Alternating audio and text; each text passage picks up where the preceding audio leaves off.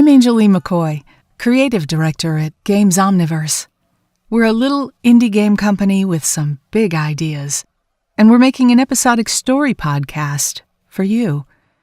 You can read all about me and Games Omniverse in the material below, so I'm just going to give you a sneak peek of the podcast itself in the hopes of enticing you to become a patron.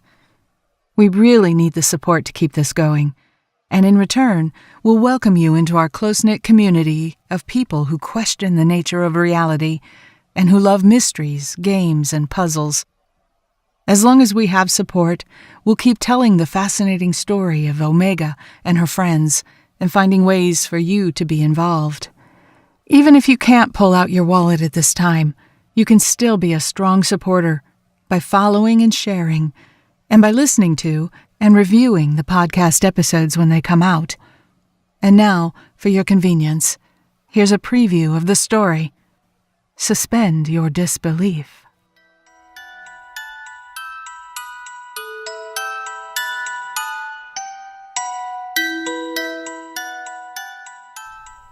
Hi guys, it's Ohmega.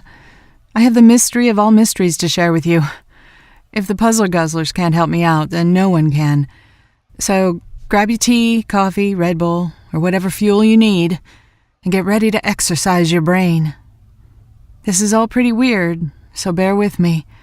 Some of you were there, so feel free to add your own perspectives, if you're comfortable talking about it. I think we owe it to the world to tell what happened. Hell, until the men in black show up to wipe our memories, I think we owe it to ourselves to put it all down for posterity. So, me and some of the PGs were at MetaGalactiCon. It was cool to be part of the first one ever, and I want to thank Wick for hosting it. Fan conventions can be either great, or they can be a steaming swamp of humanity in Trekkie uniforms and elf ears. This one was the former. I loved meeting you guys in person after so many years spent online together. The zombie game, well, I'll get to that in a minute.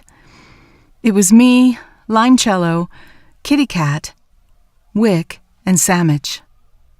We hooked up at lunch on Friday and hung out all day. Yeah, it was kind of awkward at first, introvert that I am. But I got over it. I was having fun. Friday night, the 5 of us teamed up for the zombie LARP. My dystopian freak flag was flying high, let me tell you. I was dressed for zombie hunting in an outfit I'd made myself.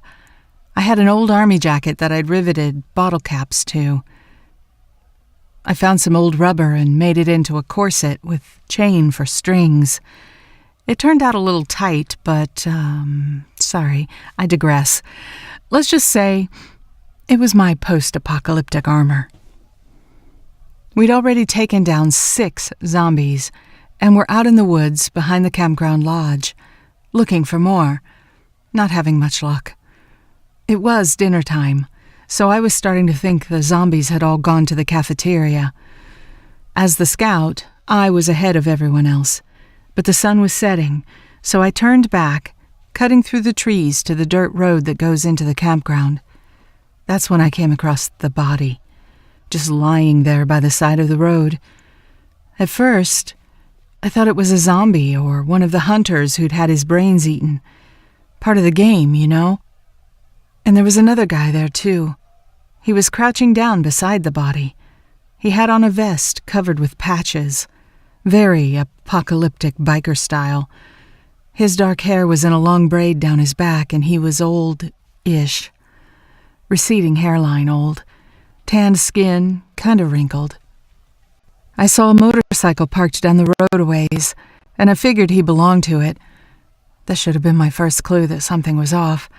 Anyone playing the game wouldn't be out on a bike. "Brains or bullets?" I shouted. It's the usual greeting we use to tell whether a player is a zombie or a hunter.